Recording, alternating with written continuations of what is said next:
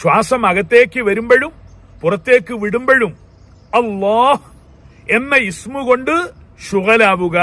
അതൊരു ഷെയ്ഖിന്റെ നിർദ്ദേശാനുസാരം മാത്രമേ സാധിക്കുകയുള്ളൂ. ഇത് മുറബിയായ ഷെയ്ഖ് ഉള്ളവരുടെ ആധ്യാത്മ വഴിയാണ്. ഇത് അദ്കിയയിൽ പറഞ്ഞത് തന്നെയാണ്. ഇമാം ഗസാലി ഇഹ്യായിൽ പറഞ്ഞിട്ടുണ്ട്. അൽ ഇമാമുൽ ഖുശൈരി ഒന്നുകൂടി വ്യക്തമായി പറയുകയാണ്. ഏറ്റവും ആദ്യം അദ്ദേഹമാണ് പറഞ്ഞത്, വമുലാസമതുഹു, മുരീദ് ജീവിത തപസ്യയായി തെരഞ്ഞെടുക്കേണ്ടത് എന്താണ്? ലിൽ ഇസ്മില്ലദീ ലഖനഹു ലഹു ശൈഖുഹു, തന്റെ ഷെയ്ഖ് തനിക്ക് തൽഖീൻ ചെയ്തു തന്ന ആ ഇസ്മ, അൽ ഇസ്മ നാമമന്ത്രം, അതിൽ തന്നെ വിരാജിക്കുക.